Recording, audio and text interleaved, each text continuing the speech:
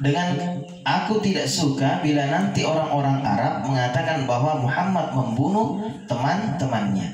Dengan kata lain, beliau merasa khawatir bila hal tersebut dilakukannya akan mengubah sikap kebanyakan orang-orang Arab hingga mereka antipati untuk masuk Islam.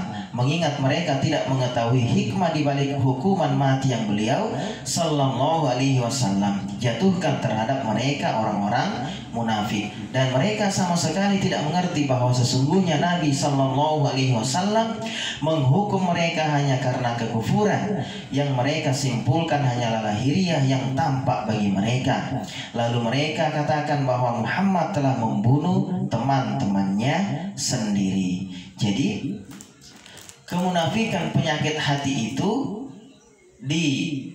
dilawan dengan nasihat-nasihat, ya kan? Arahan-arahan terus. Beda kalau di zaman Nabi berperang melawan kekufuran dengan pedang, ya kan? Dan itu akan terjadi di akhir zaman nanti ketika Imam Mahdi telah dibaiat akan melawan kekufuran, melawan kezaliman di muka bumi ini. Jadi ketika masih ada kesempatan diberi nasihat, arahan-arahan, maka segeralah berbenah dari penyakit-penyakit hati itu. Jangan dipelihara penyakit hati itu, karena dia akan bertambah tebal, bertambah terus. Harus kita hapus, kita sembuh dia, agar hati itu bersih dari penyakit-penyakit dosa-dosa. Al-Qurtubi mengatakan demikianlah pendapat ulama mazhab kami dan selain mereka perihalnya sama dengan pemberian yang diberikan oleh Nabi sallallahu alaihi wasallam kepada kaum mu'allafah, orang-orang yang sedang dibujuk hatinya masuk Islam, padahal Nabi sallallahu alaihi wasallam jelas mengetahui keburukan keyakinan mereka. Jadi ketika ada arahan-arahan, nasihat-nasihat, ya kan, bimbingan-bimbingan agar kita terbebas dari kekufuran, penyakit-penyakit hati, kemaksiatan, dosa-dosa, maka dengarkanlah. Jangan sampai, ya kan, Allah yang menghukum kita dengan bencana-bencana, peringatan-peringatan, dan jangan sampai hukuman Allah itu membuat sadarnya kita terlambat, ya kan? Sadarnya kita terlambat seperti Fir'aun. Dia sudah dikelilingi bencana berupa banjir, ya kan? Di tengah-tengah laut baru mau sadar, ya terlambat, nggak ada gunanya lagi, ya kan?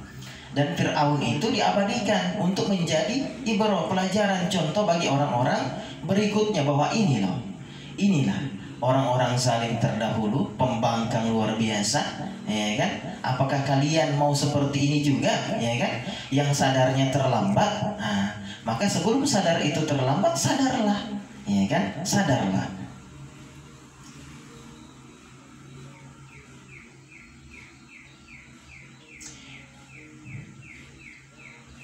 Ibnu Atiyah mengatakan bahwa pendapat ini adalah yang dianut oleh murid-murid Imam Malik. Pendapat ini dinaskan oleh Muhammad Ibnul Jaham dan Al-Qadi Ismail serta Al-Abhuri Majisun. Jawaban lainnya ialah menurut apa yang dikatakan oleh Imam Malik, sesungguhnya Rasulullah sallallahu alaihi wasallam menahan diri terhadap orang-orang munafik hanyalah untuk menjelaskan kepada umatnya bahwa seorang hakim tidak boleh main hakim sendiri atas dasar pengetahuannya sendiri. Imam Qurtubi mengatakan semua ulama, ya, saya ulangi, sesungguhnya Rasulullah sallallahu alaihi wasallam menahan diri terhadap orang-orang munafik. Jadi Nabi tidak mau menghukumi orang-orang munafik itu seperti layaknya orang kafir, ya kan? Karena sejatinya dia mengatakan beriman namun tidak seluruhnya, maka ditahan terus diberi arahan sampai dia mau bersungguh-sungguh dengan imannya. Nah, pol-polnya ya Allah yang akan menghukumnya. Nah, seperti itu. Maka sebelum Allah menghukum, sadarlah. Menahan diri terhadap orang-orang munafik hanyalah untuk menjelaskan kepada umatnya bahwa seorang hakim tidak boleh main hakim sendiri atas dasar pengetahuannya sendiri. Jadi sudah diberi kebijaksanaan manusia itu, masih juga belum merasa bijaksana, na'udzubillahi min dzalik. Allah yang akan mendatangkan kebijaksanaannya nanti. Kalau Anda belum juga bisa bijaksana, ya kan? Diberi kebijaksanaan, Anda juga belum bisa bijaksana, Allah yang akan bijaksana, ya kan? Nah, seperti itu.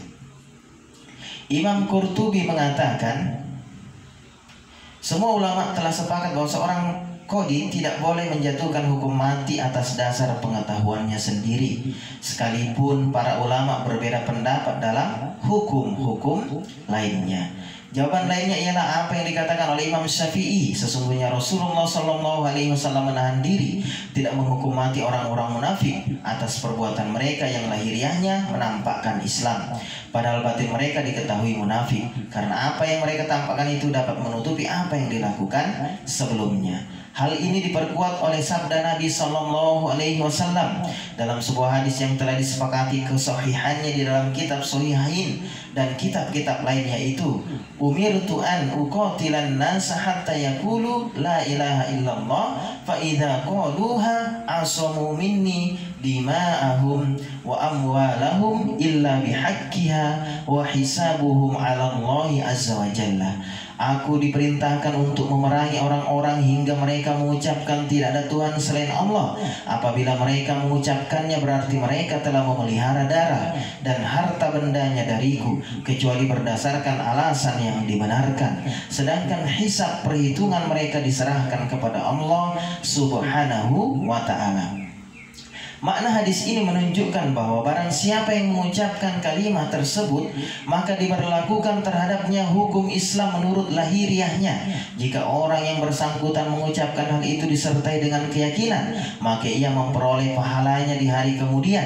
Jika dia tidak meyakininya, maka tiada manfaat pemberlakuan hukum dunia baginya dan pergaulannya dengan orang-orang yang beriman. Allah subhanahu wa ta'ala berfirman, yunadunahum alam nakum ma'akum qalu bala walakinnakum fatantum anfusakum wa tarabbastum wa wartabtum wa gharratkumul amaniyu hatta jaa amrullah. Orang-orang munafik itu memanggil mereka orang-orang mukmin seraya berkata, bukankah kami dahulu bersama-sama dengan kamu?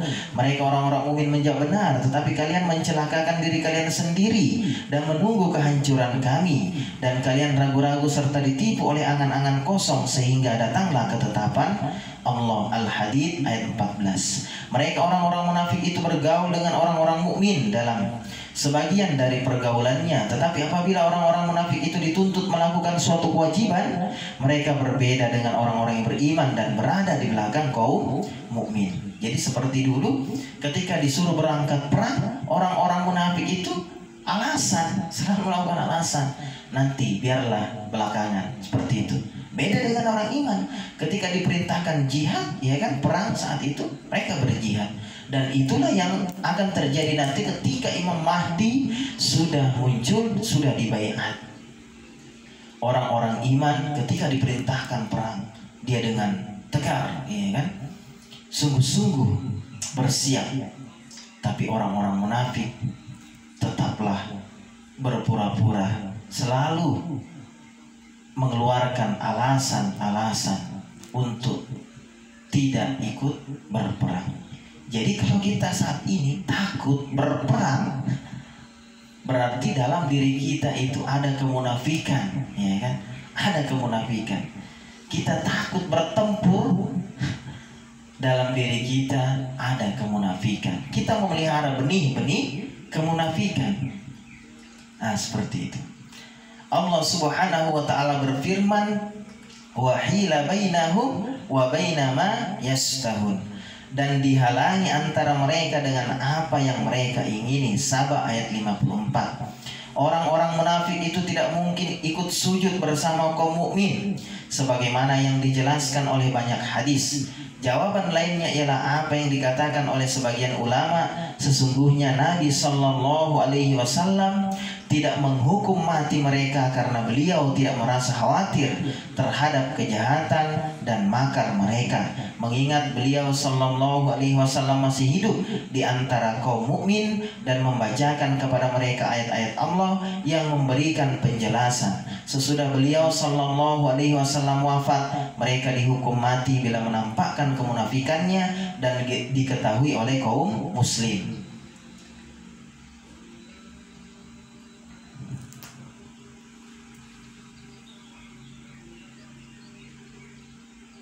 Jadi sesudah Nabi wafat, barulah kemudian orang-orang munafik itu dihukum mati karena tidak mau berhenti, ya kan, mengganggu orang-orang muslim.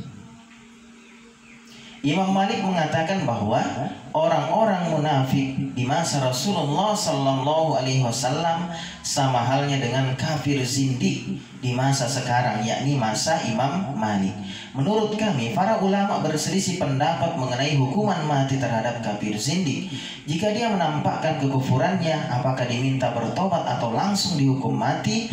Apakah ada bedanya antara orang zindik yang telah mendengar dakwah Islam dan yang belum pernah tersentuh oleh dakwah Islam?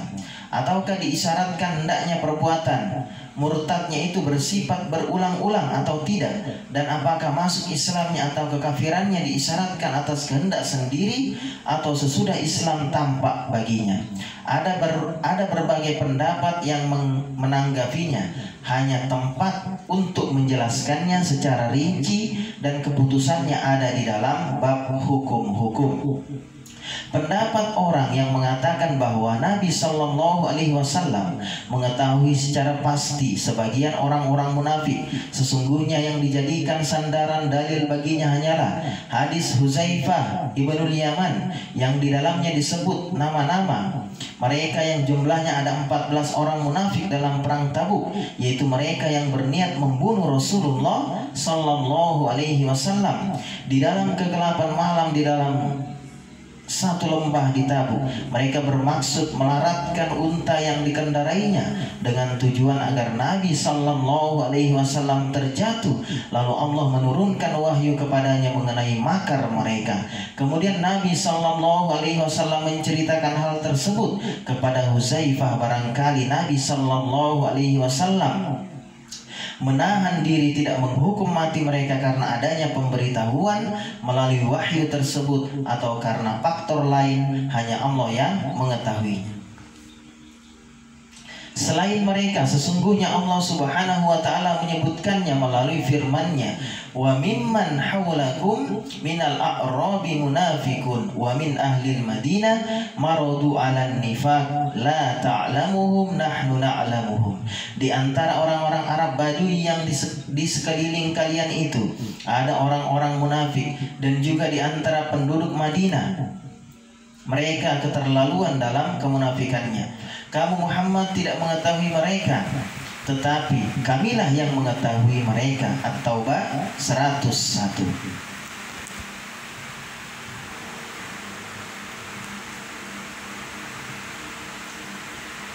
La in lam yantahil munafiqun walladzina fi qulubihim maradun wal murjifuna fil madinah lanughriyannaka bihim thumma la yujawirunaka fiha illa qalila mal'unina aynama sukifu ukhidhu wa kutilu taqtila.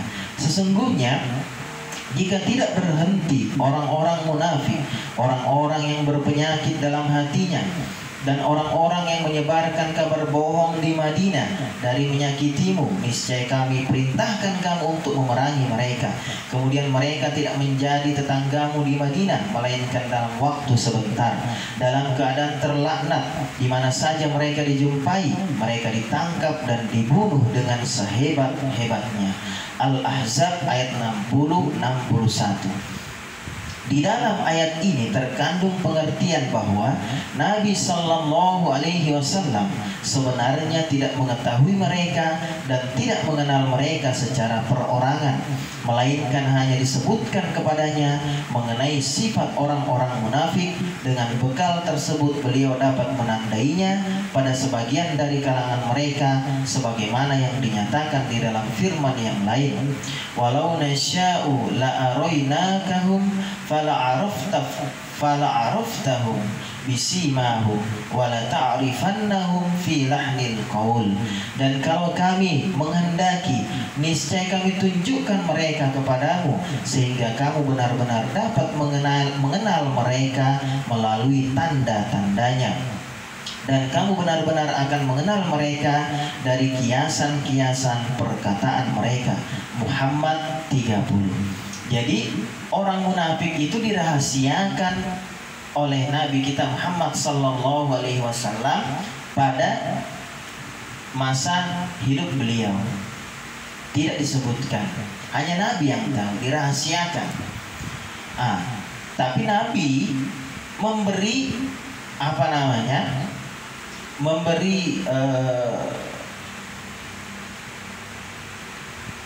petunjuk bahwa kita dapat mengenal orang-orang munafik itu dari perkataan-perkataannya. Dia mencoba memanfaatkan kekuasaan agama, ya kan, untuk sebuah kepentingan, keuntungan semata. Nah, itu contohnya. Bukan untuk seluruh kaum muslimin. Nah, seperti itu. Itu berbahaya. Jadi dia pandai sekali berdusta, orang munafik itu. Nah, itulah ciri-cirinya. Jadi agar kita dapat tidak mengikutinya, agar kita dapat menghindarinya, agar kita dapat berhati-hati dengan langkah-langkahnya. Maka Nabi beri petunjuk demikian. Nah, seperti itu. Maka hati-hati, ya kan? Apabila Anda, siapapun Anda yang bersandiwara di dalam kekuasaan politik, ya kan, hukum, dalam kehidupan dunia ini, mencari kepentingan, mencari keuntungan dalam sebuah kekuasaan, Anda tergolong. Hati-hati. Mencoba, ya kan, memanfaatkan kekuasaan, ya kan, politik untuk kepentingan golongan semata, bukan kepentingan orang banyak. Nah, itu berbahaya. Atau mencoba bersandiwara di dalam hukum, tidak bersungguh-sungguh, ya kan, demi melindungi sebuah kejahatan, narkoba, sabu-sabu misalkan, ya kan, atau kejahatan lainnya, Anda termasuk golongan munafik. Berbahaya Anda. Jangan sampai Allah memberikan hukumannya, ya kan? Mungkin saat ini kita tidak bisa, ya kan, memberikan, karena Nabi sendiri sudah mencontohkan. Terus berikan arahan sampai nanti Imam Mahdi telah muncul di baiat, barulah telah jelas peperangan itu.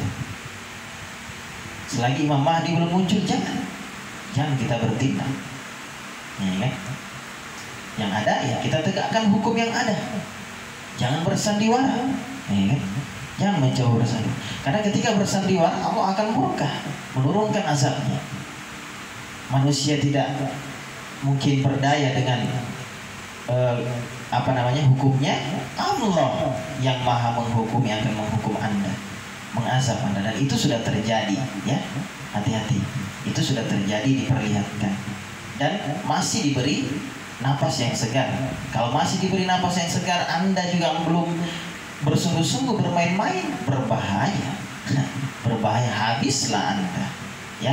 Jangan bersandiwara di dalam hidup ini. Bersungguh-sungguhlah, berimanlah, bertakwalah.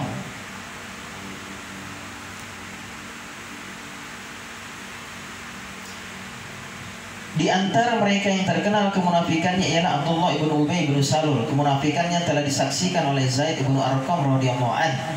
Setelah ada penjelasan mengenai sifat-sifat orang munafik, sekalipun demikian, ketika Abdullah bin Ubay bin Salul mati, Nabi SAW ikut menyolatkannya dan bahkan menyaksikan penguburannya, sebagaimana yang beliau lakukan terhadap kaum muslim lainnya. Ketika Umar bin Al-Khattab radhiyallahu anhu menegurnya karena perbuatan tersebut, maka beliau SAW bersabda, "Inni akrahu an tatahaddatsal arabu anna Muhammadan yaqtulu ashabah." Sesungguhnya aku tidak suka bila nanti orang-orang Arab Badui membicarakan bahwa Muhammad membunuh teman-temannya sendiri. Di dalam riwayat lain dalam hadis sahih disebutkan, "Inni khuyyirtu fahtartu." Wa fi riwayah, "Law anni a'lamu law zidtu ala sab'ina yaghfirullahu lahu la zidtu." Sesungguhnya aku disuruh memilih, maka aku melakukan pilihan, yakni ikut menyolatkan dan menguburkannya. Seandainya aku mengetahui bahwa jika aku melakukan istighfar buatnya lebih dari 70 kali, dia diampuni, niscaya aku akan menambahkannya. Jadi Nabi hanya disuruh mau mensolati atau tidak, ya kan? Nabi memilih mensolati. Ya sudah, Nabi mensolati orang-orang munafik, Abdullah bin Ubay bin Salul itu. Adapun saat ini, ya kan, ya, kalaupun disuruh sholat, ya udah, Nabi kita sholati aja, ya kan. Tapi Nabi tidak memberikan doa pengampunan, karena itu sudah urusannya Allah dan Dia. Seperti itu.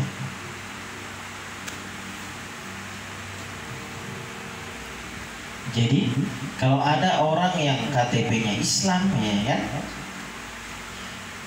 tidak pernah sholat seumur bahkan sampai matinya karena bermaksiat terus gitu kan, ya kan? Iman hanya dijadikan main-main saja. Ya kalau misalnya karena dia Islam gitu kan, biasanya ya dibawa ke masjid, ya kan, dengan cara-cara Islam, ya udah sholatin aja. Tapi ya tidak usah dibacakan doa pengampunan kalau kita saksikan hidupnya benar-benar tidak beriman dan bertakwa, ya kan. Sholatin aja, tapi tidak usah didoakan pengampunan. Contoh misalnya baca cuman dengan takbir, ya kan, baca Al-Fatihah, baca sholawat, ya sudah selesai. Assalamualaikum, ya, Assalamualaikum. Maka jangan sampai demikian. Bersungguh-sungguhlah kalau kita mau diberi doa pengampunan, ya bersungguh-sungguhlah dengan iman kita. Jangan bermain-main, jangan munafik, jangan melakukan sandiwara di dalam hidup ini, agar di akhir hayat kita nanti bukan hanya Al-Fatihah dan sholawat yang diberikan kepada kita, tapi juga doa pengampunan. Jadi bijaksanalah dalam hidup ini. Kalau Anda juga mau diberi kebijaksanaan oleh orang-orang yang beriman, oleh Allah Subhanahu wa Ta'ala. Arti pengertian terjemahan di ayat 11 dan 12. Dan bila dikatakan kepada mereka, janganlah kalian membuat kerusakan di muka bumi, mereka menjawab, sesungguhnya kami orang-orang yang mengadakan perbaikan, enggak merasa. Ingatlah, sesungguhnya mereka itulah orang-orang yang membuat kerusakan, tetapi mereka tidak menyadarinya. As-Sati di dalam kitab tafsirnya meriwayatkan dari Abu Malik dan dari Abu Soleh, dari Ibnu Abbas, juga dari Murrah At-Tabib Al-Hamdani, dari Ibnu Mas'ud, dan dari sejumlah sahabat Nabi Sallallahu Alaihi Wasallam sehubungan dengan firman-Nya. Dan apabila dikatakan kepada mereka, janganlah kalian membuat kerusakan di muka bumi, mereka menjawab, sesungguhnya kami orang-orang yang mengadakan perbaikan. Al-Baqarah ayat 11. Bahwa mereka adalah orang-orang munafik, sedangkan yang dimaksud dengan kerusakan di muka bumi ialah melakukan kekufuran dan perbuatan maksiat. Abu Ja'far meriwayatkan dari Ar-Rabi Ibnu Anas dari Abul Aliyah sehubungan dengan firman-Nya, wa idza qila lahum la tufsidu fil ard, artinya janganlah kalian berbuat maksiat di muka bumi. Kerusakan yang mereka timbulkan disebabkan perbuatan maksiat mereka terhadap Allah.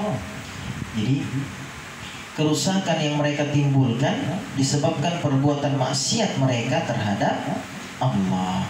Karena orang yang durhaka kepada Allah di muka bumi atau memerintahkan kepada kedurhakaan kemaksiatan berarti telah menimbulkan kerusakan di muka bumi. Jadi kalau kita terus-terus bermaksiat, kita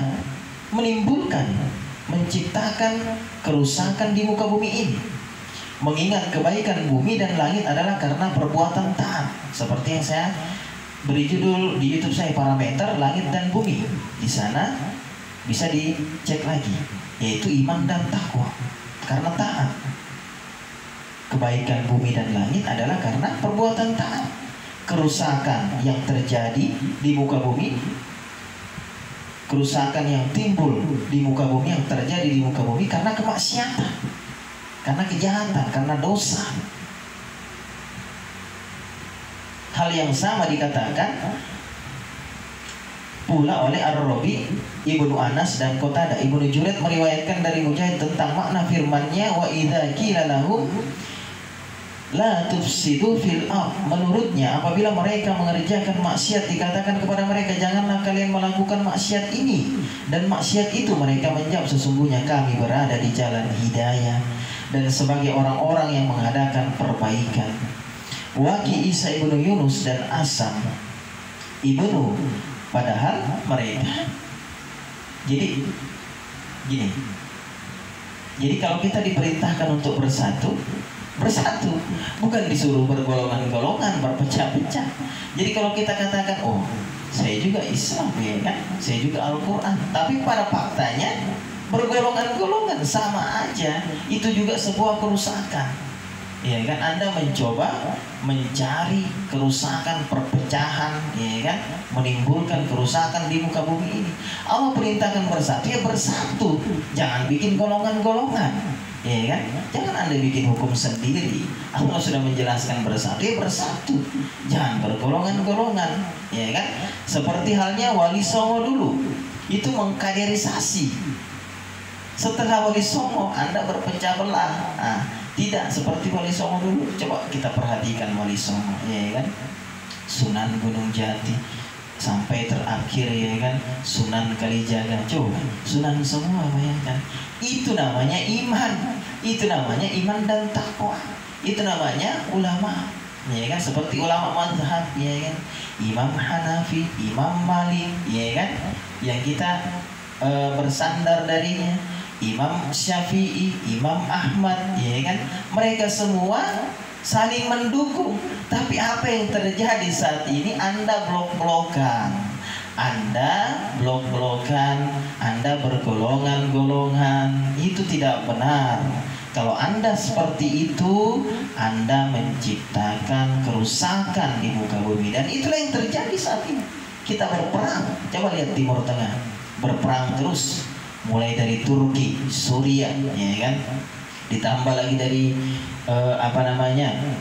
dari Paris, Iran, ya kan, terus tambah lagi ke Sam sana, Palestina, sampai ke perbatasan India lagi saat ini. Itu semua Islam, Muslim semua berpecah belah semua. Di latar belakangnya apa? Kekufuran, kekafiran. Siapa di belakangnya? Barat, Eropa, yang tidak ingin Islam itu naik. Maka bagaimana supaya Islam itu kuat? Kita bersatu supaya kita dapat mengalahkannya. Dan saat ini sudah saya mulai. Saya mencoba memberikan argumentasi bahwa tidak ada manusia yang menembus penjuru langit. Itu hanya omong kosong. Dan Allah sudah menegaskannya di surat Ar-Rahman ayat 33. Ya kan, tidak ada manusia dan jin yang mampu menembus penjuru langit dan bumi. Dan itu terbukti. Lapisan ozon itu tebal. Meteor saja tidak bisa menembus, ya kan. Kalau Anda tidak percaya lapisan ozon lagi, dan kita juga sudah ketahui bersama lapisan ozon itu ada. Meteor itu tidak jatuh ke bumi, gitu kan, karena ada lapisan ozon. Bagaimana Apollo bisa menembus ozon itu? Mau meledak, ya kan, mau meledak. Dan kalau dia berhasil menembus, kenapa dia masih kembali ke bumi? Masih kembali ke bumi, tidak hangus terbakar oleh matahari. Kita saja seperti tadi saja mati lampu ya kan, saya aja berkeringat luar biasa. Nah, bagaimana kalau saya di luar ya kan, itu ada ozon. Bagaimana kalau tanpa ozon? Anda hangus. Jadi sudahlah, taatlah. Kita manusia diciptakan di muka bumi ini illa liya'budun, kecuali untuk beribadah. Hanya semata-mata untuk ibadah, taat kepada pencipta kita, kepada Tuhan yang menciptakan segalanya, bukan kita saja. Kita tidak disuruh ke bulan, enggak. Apalagi ada lagi saat sekarang ini ke Mars, ada. Dan Anda tidak bisa berdebat dengan saya, ya kan? Tidak bisa berdebat dengan saya, beradu argumentasi, karena saya akan tampilkan, ya kan, ilmu-ilmu yang masuk akal, argumentasi yang membuat Anda stroke, bahaya, ya kan, kalau beradu argumentasi dengan saya.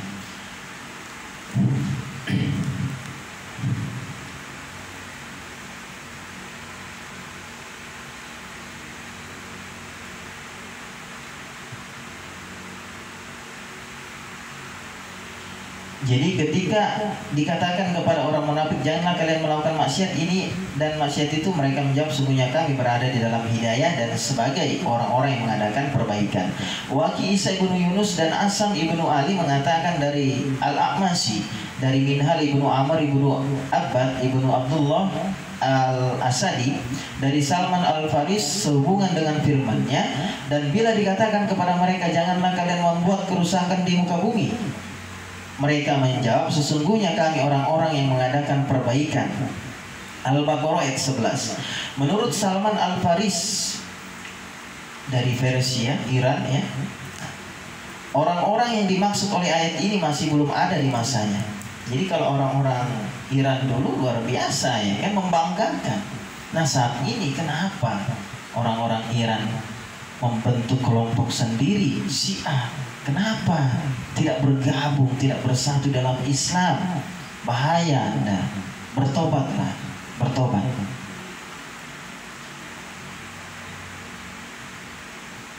Jadi menurut Salman Al-Faris, orang-orang yang dimaksud oleh ayat ini masih belum ada di masanya.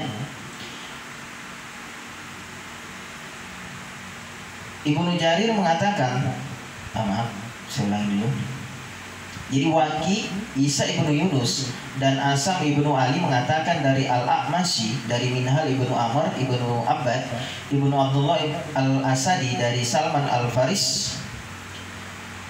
Salman Al-Faris sahabat Nabi ya kan?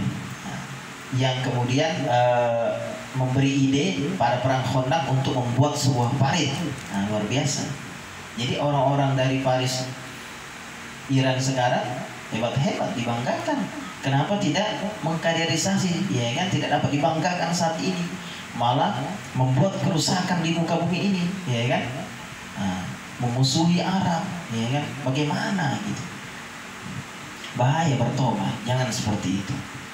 Sehubungan dengan firman-Nya, dan bila dikatakan kepada mereka, janganlah kalian membuat kerusakan di muka bumi, mereka menjawab, sesungguhnya kami orang-orang yang mengadakan perbaikan. Al-Baqarah ayat 11.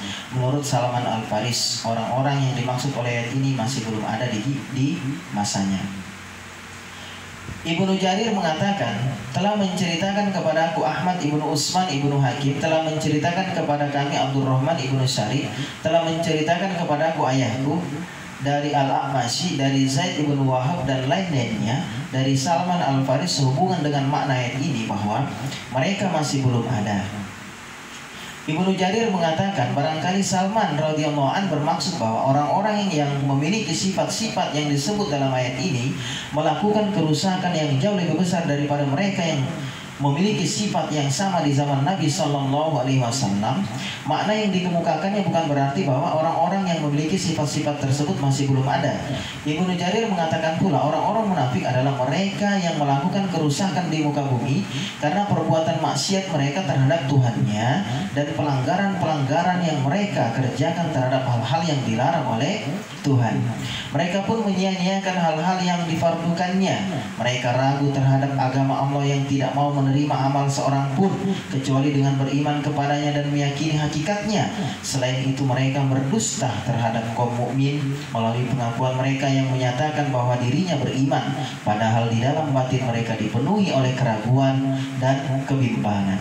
Mereka juga membantu orang-orang yang mendustakan Allah, kitab-kitabnya, rasul-rasulnya, dan kekasih-kekasihnya bila mereka menemukan jalan ke arah itu. Jadi dia mencoba mengelabui orang-orang iman dan juga bersekutu dengan orang-orang kafir. Itulah orang sepak terjang orang-orang munafik. Na'udzubillahi min dzalik. Yang demikian itulah kerusakan yang dilakukan oleh orang-orang munafik di muka bumi. Dan mereka menduga bahwa perbuatan mereka itu dinamakan perbaikan di muka bumi. Makna inilah yang dimaksud oleh Hasan al-Basri bahwa sesungguhnya termasuk menimbulkan kerusakan di muka bumi bila orang-orang mukmin menjadikan orang-orang kafir sebagai pelindung mereka, sebagaimana yang disebutkan di dalam firman-Nya, walladzina kafaru ba'duhum awliya'u ba'd illa taf'alu takun fitnatun fil ard wa fasadun kabir. Adapun orang-orang yang kafir, sebagian mereka menjadi pelindung bagi sebagian yang lain. Jika kalian hai kaum muslim tidak melaksanakan apa yang telah diperintahkan Allah itu, niscaya akan terjadi kekacauan di muka bumi dan kerusakan yang besar. Al-Anfal 73. Maka Allah memutuskan meniadakan saling tolong antara kaum mukmin dan orang-orang kafir, sebagaimana yang ditegaskan di dalam firman-Nya yang lain, yaitu ya ayyuhalladzina amanu la tattakhidul kafirina awliya min dunil mu'minin aturiduna an taj'alu lillahi 'alaikum sultanan mubina. Hai orang-orang yang beriman, janganlah kalian mengambil orang-orang kafir menjadi wali kekasih dengan meninggalkan orang-orang mukmin. Ingatkah kalian mengadakan alasan yang nyata bagi Allah untuk menyiksa kalian? An-Nisa 144. Kemudian dalam ayat berikutnya Allah Subhanahu wa taala berfirman, innal munafiqina fid darkil asfali minan nar wa la tajida lahum nasira. Sesungguhnya orang-orang munafik itu ditempatkan pada bagian yang paling bawah dari neraka, dan kalian tidak akan mendapat seorang penolong pun bagi mereka. An-Nisa 145. Jadi sandiwara, keraguan-raguan yang kita pelihara tidak ada yang kita dapatkan melainkan azabnya Allah, baik di dunia maupun di akhirat kelak. Jadi nggak ada gunanya kemunafikan itu, sandiwara itu. Bersandiwara dalam iman itu nggak ada, ya kan? Menyatakan iman terus berbuat dosa, apa itu? Kalau kita menyatakan beriman, teruslah kita beriman, bertakwa, ya kan? Jangan kita terus juga melakukan dosa. Itu namanya munafik, bahaya, ya kan? Tidak ada yang kita dapatkan, keuntungan yang kita dapatkan kecuali azab aja di muka bumi. Nggak ada, impossible. Orang yang terus berbuat dosa, ya kan, berada di puncak kejayaan, impossible. Ibarat membangun istana pasir dan sudah terbukti. Lihat Cina sekarang, apa jadinya? Hancur lebur. Siapa lagi yang mau berikutnya? Katakan kepada saya, ya kan? Nah, akan demikian juga. Akan demikian juga. Dan Indonesia sudah masuk, ya kan? Nah, sudah masuk virus corona. Belum juga mau bertobat, bahaya. Berbahaya. Maka berhentilah. Berhentilah dari kemaksiatan, berhentilah dari dosa, berhentilah dari narkoba, berhentilah dari sabu-sabu, berhentilah dari sesuatu yang haram. Jangan terus mengerjakan dosa. Kalau Anda tidak berhenti, virus corona akan menyebar luas di Indonesia. Pahami itu, camkan itu baik-baik.